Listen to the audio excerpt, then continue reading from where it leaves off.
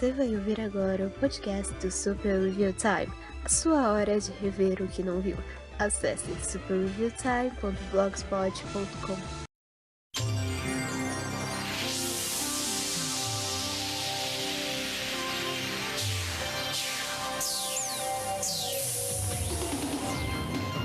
Capão comenta. Notícias, comentários, recomendações. Um podcast do Super Review Time.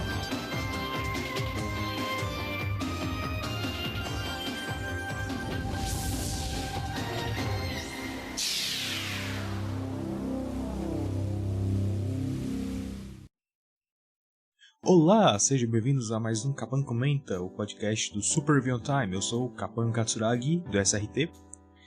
E hoje eu não estou muito afim de ficar de conversinha, né? Normalmente no Capão Comenta eu converso um pouquinho. Como é que vocês estão?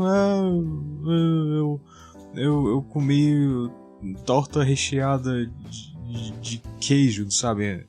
Mas hoje eu tô com um pouco de sono, né? E eu queria fazer logo esse podcast, queria botar logo pra fora algumas coisas. Não sei quantos de vocês acompanham o mercado de ações, né? Especificamente nas ações de companhias de entretenimento, né? Eu vejo muita gente, né? Tanto grande como gente pequena, gente que sei lá, analista financeiro, gente que é do ramo, gente que é só comentarista de cultura pop, que provavelmente conta mais do que analista financeiro, mas o importante existe um rumor muito grande, existe brumidos, né? Existe uma visão muito negativa em relação à Disney atual.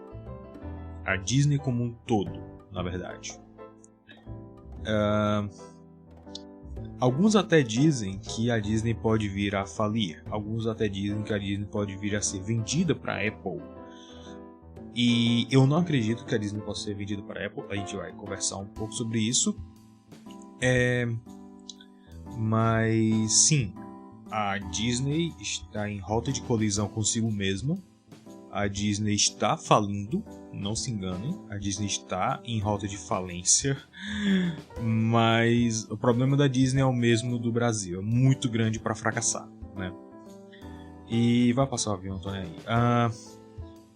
O que isso importa? O que isso importa no grande esquema das coisas?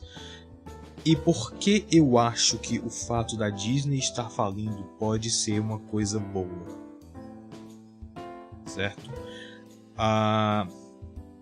Mas antes vamos dar um pouco de contexto para você que não acompanha muito o mercado de ações, você que não é tão ligado na bolsa de valores, e eu te entendo, não é tão fácil de acompanhar, mas vamos lá. Uma ação é um fragmento da companhia e ela meio que representa o valor daquela companhia aos olhos do público, aos olhos dos investidores. É uma companhia que vale muito, é uma companhia que tem muito futuro pela frente, que tem uma boa chance de ser bem sucedida. Enfim, isso aí você consegue entender. Eu tenho aqui alguns dados. Tem um gráfico aqui, né? Eu pesquisei isso. O gráfico de 5 anos do valor das ações da Disney. Tem um ali até 2020 ela estava crescendo saudavelmente, né? Vocês lembram que 2020 foi até 2019, 2019 a Disney não estava exatamente ruim, mas estava começando a mostrar desgastes do seu modus operandi. Perdão, acabei de tomar Coca-Cola e comer pão com farofa, ketchup, maionese, é sério. São 2 da manhã agora. O valor da Disney, o valor das ações, não estava tão alto, mas também não estava tão baixo. Tava ali regular, né? Eu tô olhando aqui de 5 anos para trás, certo? Então, 2018 já a franquia Star Wars começava a mostrar alguns sinais de fraqueza. A gente ainda teria o final da saga de Vingadores, né, no cinema. Então, assim, não foi uma época ruim para Disney, mas os sinais já estavam sendo escritos na parede, né? Teve uma quedinha ali em 2020, mas sinceramente todas as empresas tiveram, então, menos vocês sabem quais as empresas que tiveram a alta. E aí, a Disney anunciou, se eu não me engano, ela anunciou pouco antes da pandemia, na verdade, o Disney Plus, né? Eu fiz até um podcast, um ou mais agora, não lembro, acho que 2 podcasts sobre o encontro de acionistas, sobre o que foi discutido lá, o que foi apresentado. E aí teve um pico absurdo, né? Tendo o auge ali em 2021. E aí depois começou a cair e tá despencando assim de uma forma absurda. Eu acho interessante porque assim, quando eu comecei a fazer isso aqui, né? Eu tirei um print aqui da variação de ações, e aí tava em 2023 aqui no finalzinho, ele tava valendo menos do que valia em 2018, um pouco menos, tipo alguns dólares de diferença. Algumas horas mais tarde, tem esse tweet do Cartoon Brew, a companhia de Walt Disney, a Walt Disney Company, tem muita dificuldade na Wall Street hoje, com os preços das ações no momento baixando 3%. Se o estoque baixar abaixo de $83,83, seria a maior queda, o maior valor, o valor mais baixo desde outubro de 16, 2014. Algumas horas depois, deixa eu procurar aqui que me marcaram nesse negócio, né?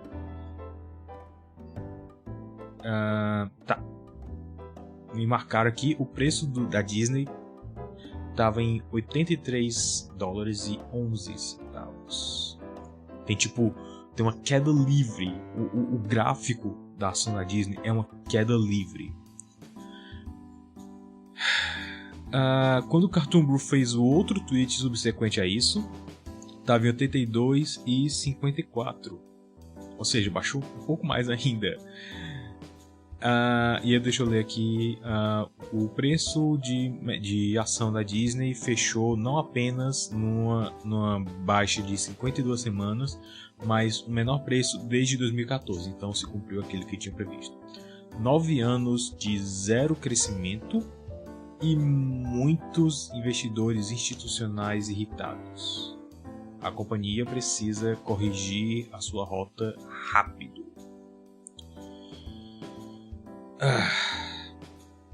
O que está acontecendo? O que está acontecendo com a Disney? Se você não vive debaixo de uma pedra, você sabe exatamente o que está acontecendo. Essa semana, a gente acabou de vir do lançamento de alguma série grande de Star Wars, agora eu não lembro. Não, eu sei que teve a Ahsoka essa semana, e a galera já tá chiando muito, mas a terceira temporada de Mandaloriano foi uma desgraça. Foi Marvel, foi Invasão Secreta também, que foi triste. Pelo pouco que eu vi, assim, foi triste, nossa. Teve Mulher Hulk, que foi o maior dedo do meio que a Disney já deu pro seu próprio público desde...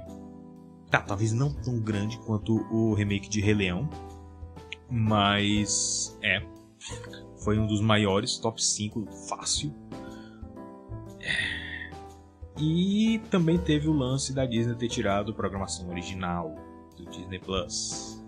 Inclusive coisas muito boas que eu já recomendei aqui no podcast, como a série de Turner Hood, que é fantástica, muito divertida. Assim, não é nada espetacular, nada fora da média, sabe? Mas assim, só deles não terem nenhuma agenda política por trás e só por ser, tipo, genuinamente divertido, genuinamente bem escrito, bem atuado, bem dirigido, tipo, a química do casal principal, do Josh com a meninazinha de cabelo encaracolado, que eu não lembro o nome, a química deles dois é um negócio fora do padrão. Tipo, ela consegue fazer uma personagem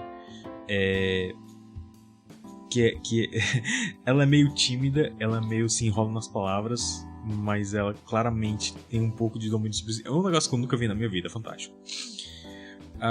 E aí teve aquela série desgraçada de Willow que eu ainda tô criando saco pra assistir. Jesus amado, tá. Mas aí, esse é um dos problemas. A Disney tá investindo muito pesado em conteúdo original pro Disney Plus e pro Star Plus, e nem tudo tá compensando. Você vê até algumas coisas que eles fizeram pra cá, como a série do Rei da TV, que eles tiveram a pachorra de fazer um estardalhaço pra anunciar: agora também você pode ver o Rei da TV no Disney Plus. Tipo, pra quê? Né? Ao invés de colocar o Muppet Show, que era pra ter colocado há tipo 2 anos atrás pelo menos, mas... Fora também um monte de outra coisa que meio que só importa pra mim, mas ainda é um defeito, como uma pancada de série de desenho dos anos 90 que tá com a resolução errada, né? Que foi um problema que veio com os Simpsons, mas eles corrigiram. Mas eles não corrigiram pra Turma do Pateta, Tico Teco e os Defensores da Lei, a série da Pequena Sereia. Se eu não me engano, Bonkers também, eu posso estar enganado. Mas eu lembro que teve mais algum desenho do Disney Afternoon com esse mesmo problema. E aí, qual é o problema? Nem tudo tá compensando, né? As produções novas não estão compensando. Isso, na verdade, é um problema cultural, eu vejo, né? É um problema muito cultural. Porque a geração nova, tipo, não quer assistir nada que seja mais velho do que eles mesmos. Que é babaquice, mas assim, geração nova, né? Tem todos os problemas de uma cultura que foi criada com a internet, com acesso a conteúdo muito fácil. Mas não é o assunto de hoje. Mas é um mercado que eles precisam pegar com coisas novas, com novidades. E assim, eu sou do partido que diz que a Disney e a maioria dos grandes conglomerados de mídia, eles poderiam facilmente passar 10 anos tranquilos sem criar conteúdo novo. Ou pelo menos diminuir tipo, em 70% de conteúdo novo. Eles poderiam, tranquilamente.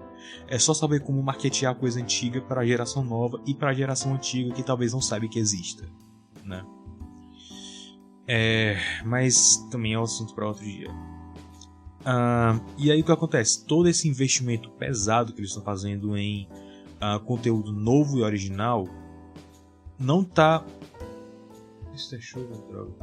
Não tá mantendo assinantes e nem tá conseguindo assinantes novos. Lembrando que a Disney tem uma das maiores bibliotecas de conteúdo do mundo agora, porque não só os filmes clássicos de animação da Disney, mas os filmes live action, mas os filmes live action que eu digo mesmo os que não são remakes, né?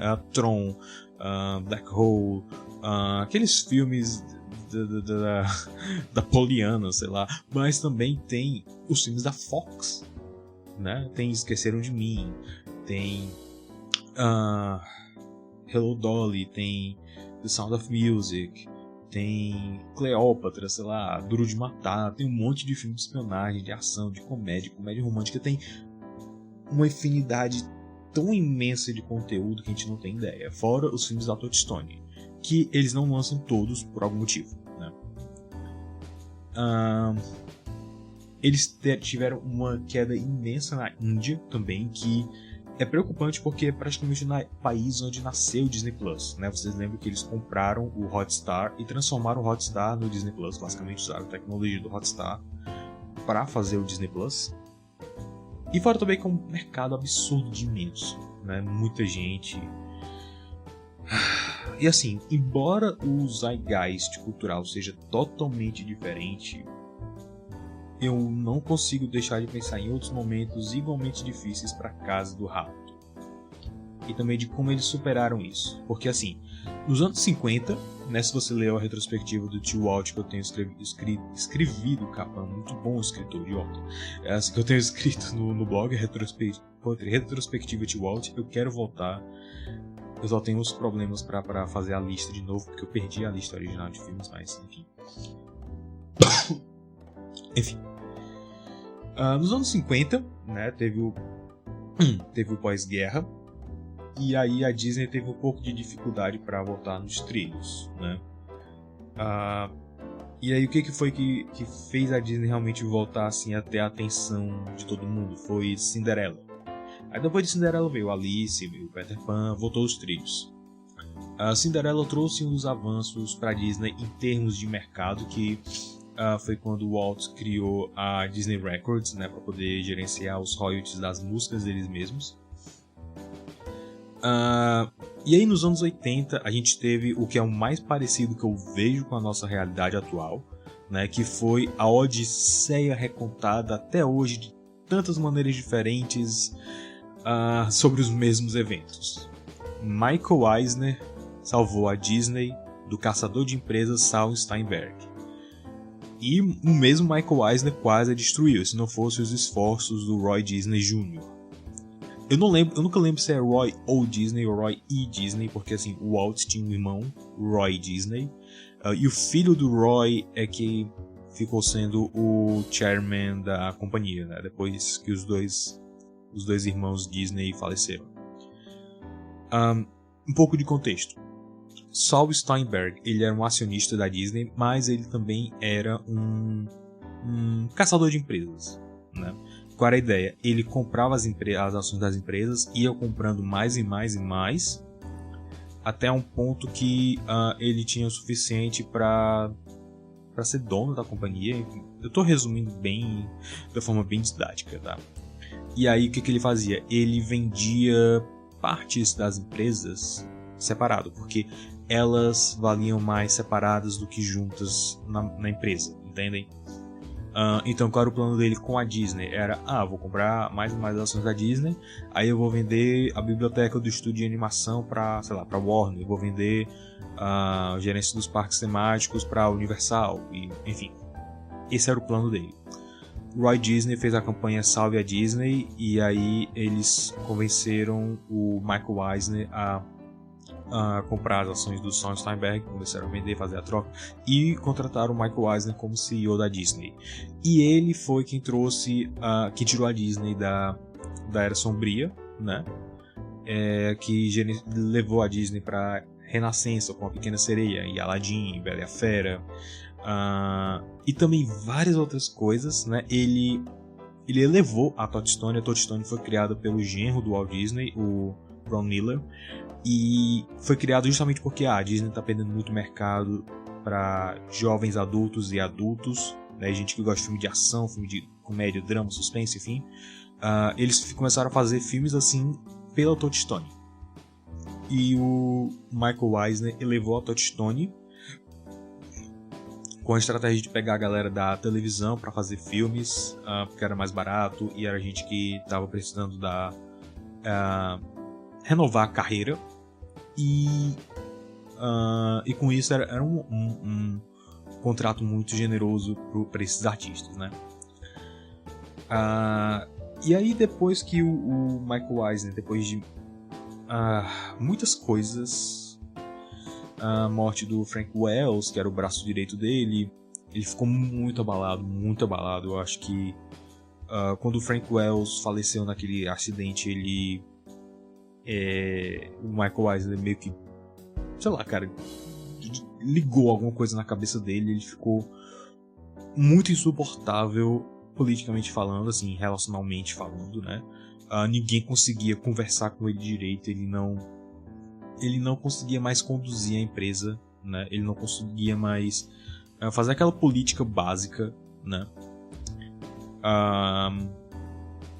E aí era tanto assim que tinha começado a distribuir os filmes da Pixar, mas o Steve Jobs se recusava a conversar com o Michael Eisner para renovar o contrato, de tão insuportável que ele era, né?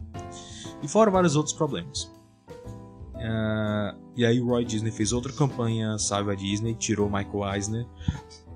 Michael Eisner foi essencialmente empichado, porque uma pancada de cast member dos parques e outros funcionários da Disney recebiam salário em ações da Disney, então eles tinham poder de voto.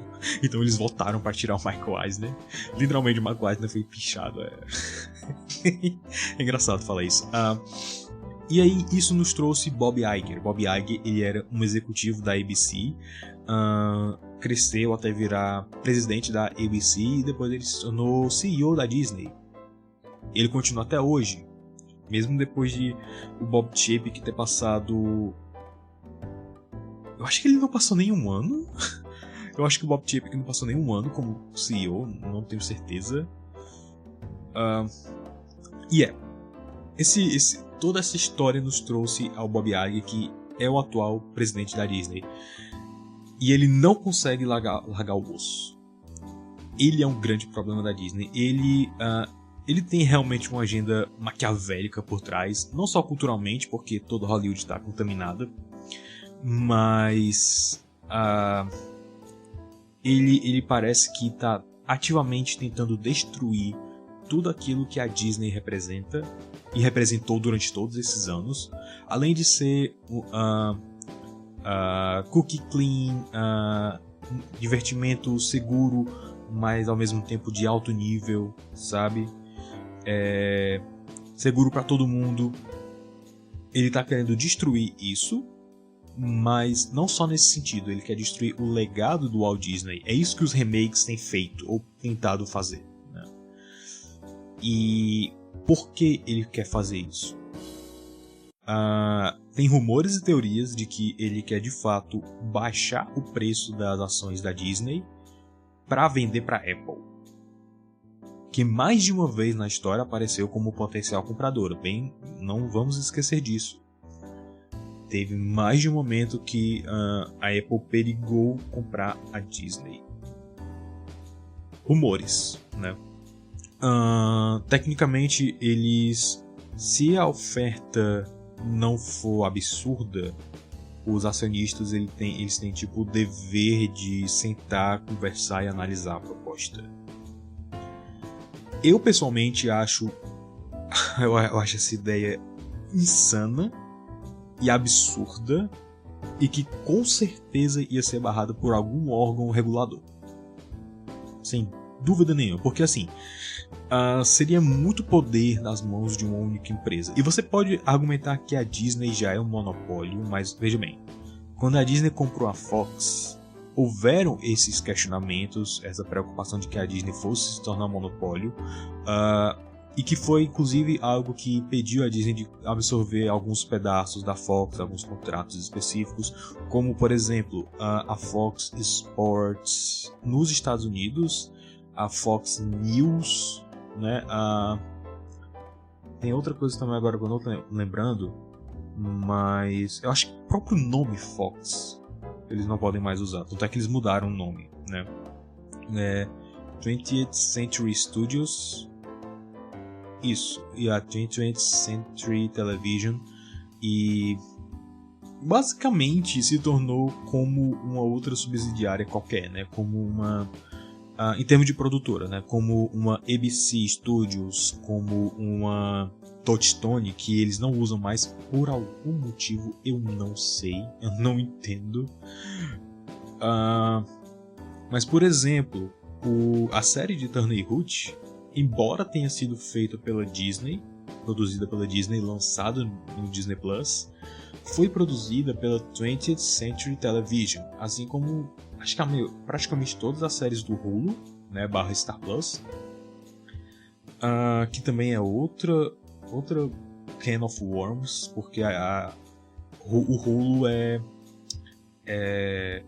uma joint venture de várias empresas, incluindo a Disney, e tinha a Fox no meio, só que a Disney agora comprou a Fox, então a acionista majoritário do Hulu.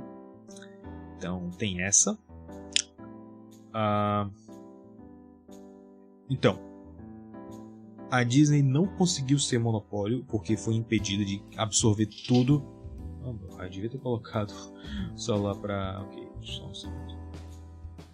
A Disney não conseguiu ser monopólio porque barraram a Disney. Imagina a Apple, que, lembre-se, não é só uma empresa de tecnologia que faz celulares e faz aparelhos pro dia a dia, que faz fone de ouvido, raio 4. Eles também estão no ramo de produção audiovisual. Eles têm o Apple Plus, eles têm a produção própria deles.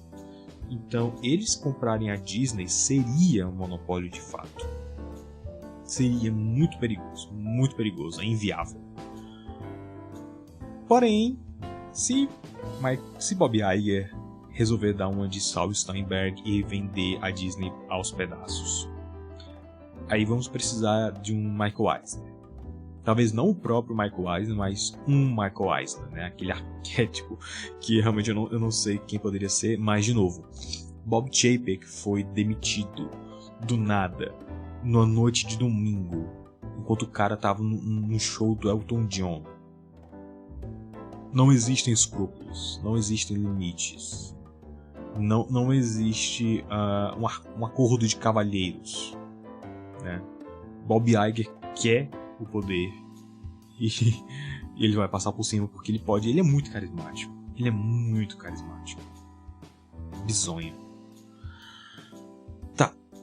E também teve a dificuldade maior, né? Essa foi uma das dificuldades que a Disney teve nesses anos 80 e 90, quando quase faliu, uma das vezes que quase faliu mesmo, né? E teve também a primeira vez. A Disney sempre teve uns altos muito altos e uns baixos muito baixos, o que é curioso, porque o Walt apostou literalmente tudo em Branca de Neve. Se Branca de Neve tivesse sido um fracasso, o Walt teria que literalmente morar debaixo da ponte. Ele hipotecou a casa para fazer Branca de Neve. Pois é. E é curioso que, assim, em todos esses momentos, além de ter um filme de princesa que salvou o estúdio, houve também outra coisa muito interessante, especialmente no caso dos anos 80, que deu início à Renascença. Houve um esforço real por parte dos produtores. E eu não digo os produtores só os caras que financiam, que botam dinheiro, que organizam a parte política e organizacional da produção de um filme. Eu digo os produtores assim, de trincheira mesmo, os caras que estão lá dia a dia, estão dando sangue, suor e lágrimas para fazer arte funcionar, né? Animadores, storyboarders, direito, roteiristas, atores, diretores, designers, todo mundo que estava ali, né? Se a Pequena Sereia falhasse, seria o fim do estúdio de animação da Disney, porque eles estavam perigando fechar há muito tempo já. E aí a Disney teria que sobreviver sem a joia da coroa. Seria... deixa eu pensar no exemplo. Seria como se...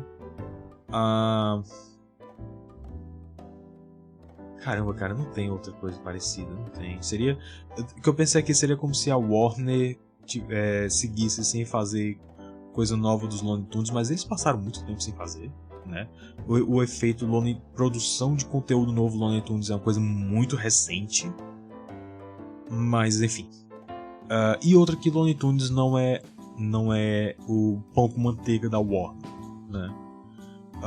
Desde o começo a Warner, quem fazia Looney Tunes era outro estúdio, a Warner começou a distribuir, depois eles compraram, né? Então assim, whatever. E assim, como uma demonstração física de que o estúdio de animação poderia fechar a qualquer momento, poderia fechar se Pequena Sereia falhasse, eles tiraram os artistas do prédio na animação principal, né? Aquele, como disse o John Lasseter, que não fez nada de errado, o prédio que havia sido construído com o dinheiro ganho de Branca de Neve, eles tiraram os animadores desse prédio para realocar eles num trailer park, né? Para ser mais barato, para ser mais viável. E assim, não só esse choque, esse baque deixou a equipe mais unida, mas também fisicamente deixou eles mais unidos, mais motivados para fazer o melhor filme possível. E claro, ter Howard Ashman, o cara certo, na hora certa, ajudou muito. Ok. Depois, Renascença. Depois da Renascença, a Disney se estabeleceu, começou a voltar nos trilhos assim, em todos os sentidos, porque assim, os filmes da Renascença foram... literalmente imprimem dinheiro. Certo? Os filmes da Renascença Disney imprimem dinheiro. E aí a Disney depois que chegou os anos 2000, entrou numa era meio esquizofrênica. Que eles estavam com o pé no passado, mas já querendo ir pro futuro. E aí teve uma imensa crise de identidade. Não dá pra, assim, quando a gente analisa as eras, hoje é fácil de a gente dizer, começou aqui, terminou aqui, começou com Pequena Sereia, terminou com Tarzan. Naquela época não dava pra ter uma noção. Naquela época você poderia dizer, estamos vivendo a Renascença Disney, ok, quando que vai terminar? Tarzan, Fantasia 2000, com Atlantis, Planeta do Tesouro, quando que termina? Só depois de muitos anos que a gente vai conseguir entender. Mas assim, Tarzan marcou o fim da Renascença, pelo menos pra mim. E Atlantis marcou o começo de outra, né? Atlantis, Fantasia 2000, você pode argumentar. Fantasia 2000 é uma anomalia, né? Mas é muito bom o filme, não entendo errado. É muito bom. Mas assim, é uma bola fora da curva, né? Era um projeto de paixão do Roy Disney, né? Não dá pra dizer que era parte da Renascença ou parte da era experimental. Pode dizer que é experimental, porque se der certo a gente faz mais fantasia, mas né, depois, hoje a gente pode ver foi uma coisa que aconteceu uma vez e nunca mais fizeram. Então pra mim, Atlantis marcou o começo de outra era. Ainda carregava algumas coisas da era passada, como ser inspirado por livros, né, nesse caso as ficções científicas do Júlio Verne, mas ao mesmo tempo traz elementos novos, como uma história original, personagens originais, uma linguagem mais moderna e um design de produção mais próximo dos quadrinhos, ao invés de tentar ser atemporal, né? Já havia sido feito antes em alguns outros filmes, como Hércules e Aladdin, né? Mas Atlantis meio que tentou fazer isso sem ser pra comédia, né? E aí a gente tem essa era totalmente esquisita, né? Que a Disney ativamente se perdeu no canon animado, a Pixar floresceu, teve o lance de ciúmes da Disney com a Pixar, esse chove no molha deles dois. E aí a ordem foi de transformar todos os próximos longas em longas animados em CG, como foi Chicken Little, né? Começou esse processo. Eu escrevi um artigo inteiro sobre isso, um rant inteiro sobre isso, e eu mencionei isso no outro vídeo, mas enfim, não vou me demorar tanto. Eu não posso me demorar. Ok. Então, foi nessa época que o Michael Eisner foi demitido, né? Bob Iger assumiu, retomou as conversas com a Pixar. Pixar foi comprada pela Disney. E aí o que aconteceu? A Disney colocou John Lasseter, que de novo, vamos lembrar, não fez nada de errado, como chefe do departamento de animação. Tanto do Disney Toon Studios, né, que eu discorri mais no vídeo do filme Perdido dos Sete Anões. No vídeo do filme Perdido dos Sete Anões. Vamos lá, galera. E também John Lasseter virou chefe do Disney Animation. E John Lasseter, que não fez nada de errado, ele é um absoluto nerd de animação. De novo, esse foi o cara que, quando ele estagiou na Disney, né, ele viu o prédio de animação e disse: caramba, esse foi o prédio que o Walt Disney construiu com o dinheiro ganho com Branca de Neve. Esse cara, ele já fazia projetos de animação antes de entrar na Pixar. que era tipo um projeto experimental da Lucasfilm. Ele trabalhou na Disney, nos parques da Disney, ele foi skipper do Jungle Cruise. Então assim, esse é um cara que ele é um nerd de animação, um nerd de Disney, de arte em geral. O cara é fantástico, assim, uma cabeça brilhante e não fez nada de errado. Foi demitido inocentemente. E aí qual era o lance? O John Lasseter, uma das primeiras coisas assim de teste que ele fez de animação foi uma animação 2D misturando 3D, um cenário 3D de onde vivem os monstros, né? Ele fez isso inclusive dentro da Disney e foi demitido depois porque eles acharam, vai ser muito caro, né? A história se repete, né? Como poesia, ela rima. Fizeram a mesma coisa com Don Bluth. O que aconteceu? Engraçado, né? O Don Bluth, ele tinha esse negócio de, a gente pode pintar os olhos dos personagens, a parte branca dos olhos. Aí os caras, não, vai ser muito caro. Ele, não vai ser não. Ele pegou, fez os testes em casa com outro colega dele, o Gary Oldman. Não, Gary Goldman. E aí ele disse, a gente fez aqui, não vai sair tão caro. Aí depois ele foi demitido por causa disso, se não me engano, que ele é muito rebelde, né? Queria ir contra os chefões mesmo quando eram ideias boas e práticas que ele provava que podiam ser usadas. E aí hoje tem... A Disney é dona de Anastasia e de Titan AI, que por algum motivo ainda não tem um Disney Plus. Eu não consigo imaginar o motivo. Mas ok. O John Lasseter, quando ele assumiu a animação da Disney, ele queria retomar a animação 2D tradicional. Mesmo que isso significasse, ok, vamos ter que colorir digitalmente, vamos. Um pouquinho de 3D aqui e ali, beleza. Mas animação 2D. Vamos voltar a fazer animação 2D. E ele conseguiu convencer os chefões a aprovarem A Princesa e o Sapo. Aí aprovaram A Princesa e o Sapo, um filme do Ursinho Pooh, Enrolados e Frozen. Sabia não? Pois é. Enrolados e Frozen eram para ser filmes 2D. Pois é.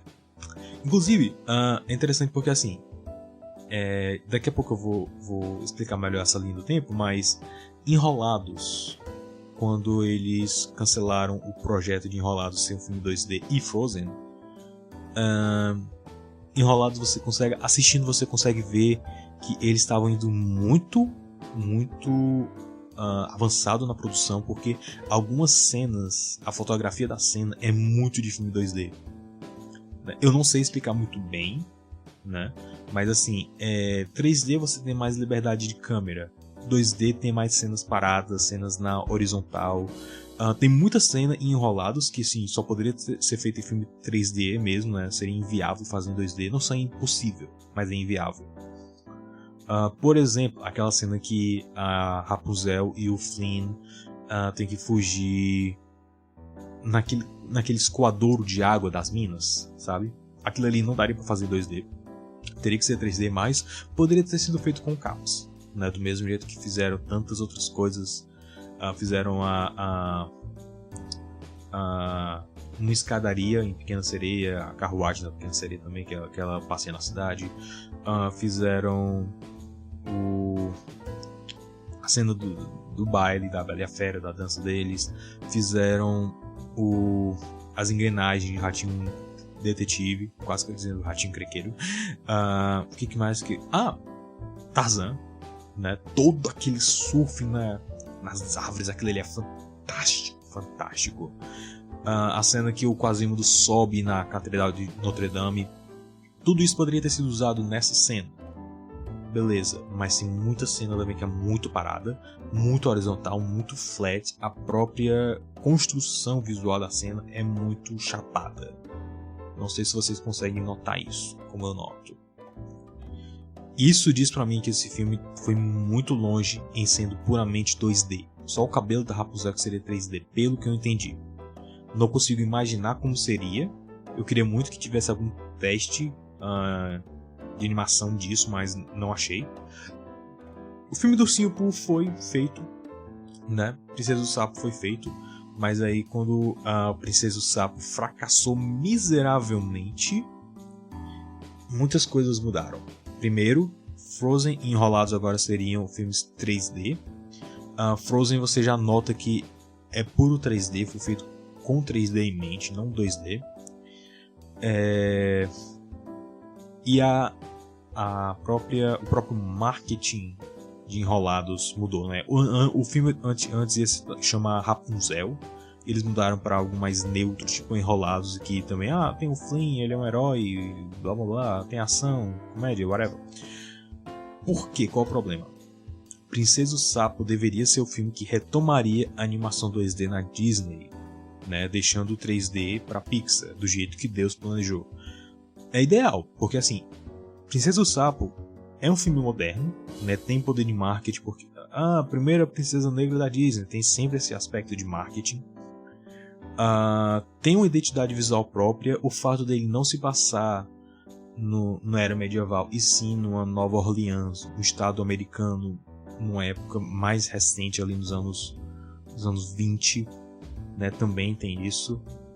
É um conto de fada familiar que a gente conhece, né? Que inclusive eles fazem meio que essa relação no filme, né? Que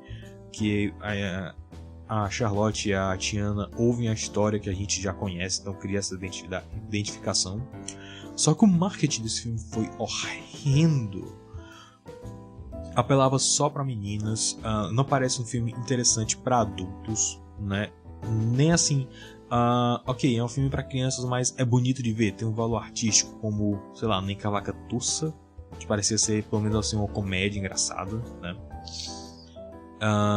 E assim, na época, tem também um agravante de que a marca Princesas Disney já estava muito bem estabelecida e já tinha assim uma resposta pronta do público para a marca. Então assim, o filme foi feito intencionalmente para se colocar nessa mesma marca, com todos os clichês que você espera da marca, ao invés de deixar que flua naturalmente como foi em todas as outras eras. Porque assim, quando eles pensaram na Ariel, vai ter os bichinhos que falam com ela, os amigos dela, como outros filmes também tinham, né? Não necessariamente só de princesa. Alice tem um outro personagem que é parecido, o gato risonho, por exemplo. Tem eu diria a Wendy e os Garotos Perdidos, mas ok. Mas enfim, vocês entenderam o que eu queria dizer. Veio naturalmente, ok, é uma tradição já de filme da Disney ter esses animaizinhos falantes, sidekicks, né? E aí os outros filmes também tiveram isso, né? E assim, não necessariamente com as princesas. Você nota que Hércules tem o Fio, tem o Fio, ok. Desculpa, tem DeVito, mas tem o Pégaso, tem o Pen e o Panic, que são os lacaios do Hades. Que mais? Aladdin tem o Abu, né? Cocu de Notre Dame tem os Gárgulas. Então não necessariamente o filme de princesa tem esses clichês. Todos os filmes dele têm esses clichês de uma forma ou de outra, e eles se amoldam melhor pro que o filme precisa. A partir de Princesa do Sapo, parece que eles começaram a colocar só porque tem que colocar, né? Como Rei Rei, como Pua, como o tatu de Raya até que vai. Consigo engolir a função do tatu de Raya dentro do contexto do filme. Mas assim, o Rei Rei e o Pua são totalmente dispensáveis. Tipo, você pode cortar eles do filme e nada vai ser perdido. E o Wish, né, que eu não sei se vai ser princesa, já tem esse mesmo clichê. Encanto também teve, por exemplo, que é interessante. Enfim, me perdi aqui no roteiro. Deixa eu pensar isso aqui. Enfim, qual era o problema? O que acontece? A Disney, em 2009, eu acho que foi, saiu Princesa do Sapo. vamos dizer 2009, né? Mas a Disney nesse ano 2000 estava muito segura financeiramente. Eles não dependiam de A Princesa e o Sapo para continuar fazendo animação ou para salvar o estúdio. A única coisa que dependia do sucesso de Princesa e o Sapo era um desejo pessoal do John Lasseter de retomar a tradição de animação 2D na Disney. O que, assim, beleza, é um desejo nobre, mas, assim, porque teve um marketing ruim, acabou dando razão aos executivos com o glaucoma artístico. Isso não é bom. E aí o que acontece? Os últimos filmes de quote-unquote princesa que a Disney tem feito é só pra jogar na franquia sem se importar se realmente vale a pena fazer, né? E você vê que assim, a Disney também tá, depois de Encantada, ela tá nessa fase pós-ironia, basicamente de nossos clichês, olha como é engraçado, olha a Vanellope conversando com as princesas e como todas elas têm algo em comum, blá blá blá, sabe? E assim, o lado artístico melhorou, né? Eu admito que melhorou com Encanto e Raya, mas a Pixar caiu muito e eu não sei exatamente porquê, né? Porque assim, a Pixar parece que tem se deslocado muito da Disney, né? A Disney perdeu muitos pontos com a Pixar. Teve rumores até de que a Pixar ia se separar da Disney, que eu acho que seria bizonho, assim, em termos de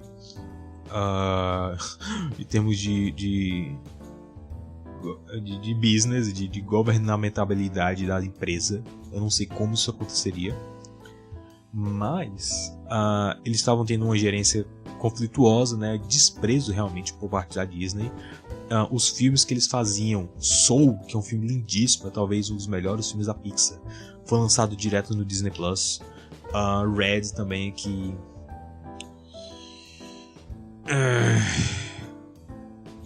tá lá, e foi lançado no Disney Plus. Elemental só que foi lançado nos cinemas, né? Eu acho que não teve nenhum outro filme, não teve nenhum outro filme que a Pixar tenha feito nesse tempo. E assim, todos esses podres em relação à política interna e externa da Disney tem vindo cada vez mais à tona, né? Toda a treta da Disney com a Pixar, todas as brigas internas por causa da Lucasfilm, a total falta assim, de rumo da Marvel de cinema, né? Porque a Marvel de quadrinhos é tipo, tá sobrevivendo por aparelhos, né? Eu não sei nem, cara, eu não sei nem como eles ainda estão vivos. Eu acho que eles só estão eles só estão existindo ainda por causa dos filmes. Os filmes estão pagando a existência dos quadrinhos, basicamente. Mas e a treta com o Ron DeSantis, que está certo e a Disney está errada, objetivamente, tipo, não tem nem discussão aqui. Mas tudo isso está vindo muito à tona e está manchando demais a imagem da Disney no público e na própria Disney internamente. De novo, treta interna é o que não falta na Disney. O que eu vejo? Nessa situação, o público tem uma boa vontade imensa com as coisas antigas. Os filmes antigos, as séries antigas, séries que fizeram a infância deles, basicamente, mas também aquilo que tem um real valor histórico ou artístico. O público tem uma boa vontade com isso. Tem uma boa vontade com os parques, a maioria das vezes. Não é quando eles não aumentam os preços e tomam decisões gerenciais imbecis, como tem acontecido muito recentemente. Mas, por exemplo, se você perguntasse pra qualquer um, o que você acha dos filmes antigos da Disney? Eles não iam ter muita coisa ruim pra dizer, em geral, né? Mas os filmes recentes não chegam nem aos pés dos clássicos. Por quê? Por que isso acontece? E os clássicos, eu digo, dos anos 2000 pra trás, né? O que teve depois dos anos 2000 que realmente assim fez um sucesso a ponto de artisticamente falando, não é de marketing, mas artisticamente falando, o que chegou aos pés dos clássicos. Fantasia 2000, Enrolados, Frozen. O que mais? Você acha realmente que Bolt, o Supercão, tem tanto valor artístico, tem tanto valor... nossa, cara, não sei nem colocar isso. Você acha que Bolt, o Supercão, tá no mesmo nível de Adamo e Vagabundo? Você acha realmente que a nova onda do Kronk tá no mesmo nível de sei lá, Alice no País das Maravilhas? Pois é meio complicado.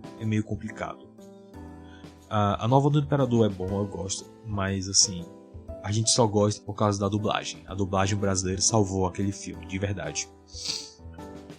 Mas o público tem uma boa vontade com os filmes antigos, até depois de 2000, tá? Eu vou admitir. Tem alguns filmes a mais depois dos anos 2000 que são realmente bons. Mas assim, comparado aos anos 70 para trás, é muito complicado. E com as coisas novas, o público já tem uma predisposição para odiar. Por quê? Marketing, porque a treta interna, porque eles vão sempre estar procurando defeito naquilo que é novo, naturalmente, normal, mas o material promocional não ajuda, a forma como a Disney lida com os filmes novos também não ajuda. É só você ver o material de marketing do Lightyear, né? Um filme que eu ativamente ignoro que existe e tento fazer gaslight em todo mundo. Por quê? Porque o material de marketing dele ativamente fez gaslight no público para que ele esquecesse que o desenho do Buzz existe. E ao invés de entregar algo à mesma altura, entregou algo infinitamente inferior. Pois é. Isso tudo não é só os filmes que desgastam a imagem da Disney com o consumidor, é o marketing, a forma como eles apresentam esses filmes novos. Isso é um problema. Mas assim, eu tento ser otimista, porque como eu mostrei nesse podcast, muitas das vezes que a Disney estava no fundo do poço foi quando eles fizeram um esforço hercúleo e retomaram ao topo, milagrosamente, né? O problema é, se eles saírem desse fundo do poço, vai demorar muito, vai ter muito esforço para ser 1/10 do que era antes.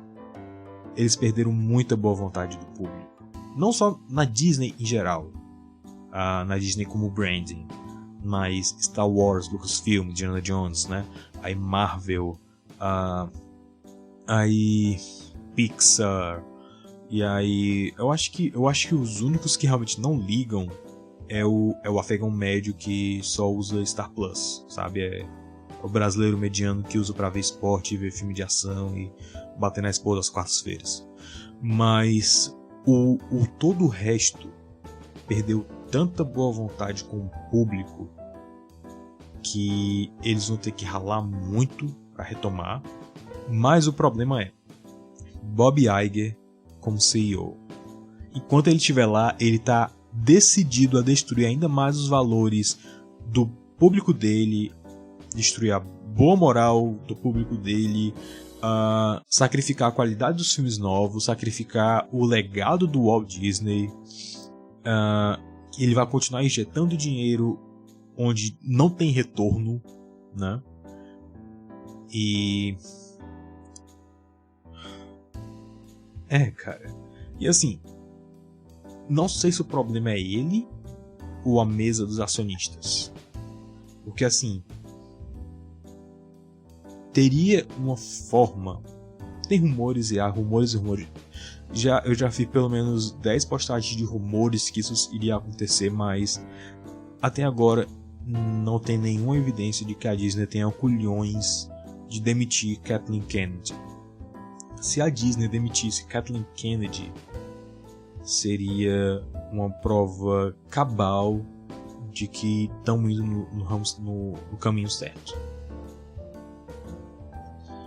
Mas eles não têm coragem de fazer isso, eles não podem fazer isso, porque é a primeira executiva de alto escalão mulher, né? Se eles fizerem isso, vai ser um shit show na mídia, e eles não querem isso. Eles não querem isso.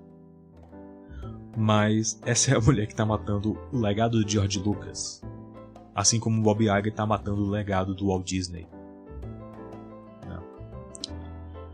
Então, o grande problema é Bob Iger, e todos os outros problemas descendem dele, da incapacidade dele de... Não é incapacidade, é a falta de bolas de botar ordem na casa, ver com um olhar crítico e dizer, ok, a gente tem que tirar uma pancada de coisa. O Bob Chapek, mesmo com as suas falhas, mesmo com declarações imbecis, como depois que os pais assistem um desenho com os filhos, eles querem ver algo para eles mesmos, sabe? Esse tipo de coisa. Mesmo assim, ele parecia que estava levando a companhia para a direção certa. Infelizmente, Bob Iger só quer destruir isso. Ele provavelmente viu o Bob Chapek indo na direção certa e quis voltar. Que nada mais explica. Nada mais explica. Pois bem, era isso que eu tinha para hoje. Lembrando que o meu primeiro livro, Pirata Seria, está em pré-venda na Ópera. Vai sair acho que mês que vem mesmo, mas no momento está na pré-venda. Você pode ir lá no site da Ópera Editorial e comprar. Me segue lá no Substack também, estou postando alguns artigos no Post-Blogan, né? Eu tô escrevendo algumas coisas a mais lá, tá sendo interessante, um experimento interessante. Cara, não tem muita coisa. Segue no YouTube, eu tô tentando fazer uns vídeos de novo, mas a minha rotina tá muito estressante, assim, né? Tá muito esquisita e espero que eu me recupere. Mas é isso, era isso que eu tinha pra hoje. Eu não sei como terminar isso daqui, então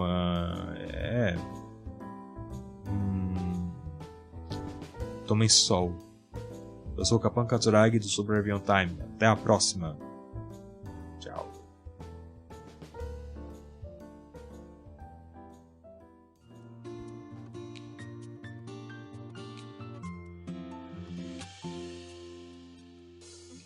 Você ouviu o podcast do Super Review Time. Para mais resenhas e vídeos de coisas semi-obscuras, acesse superreviewtime.blogspot.com.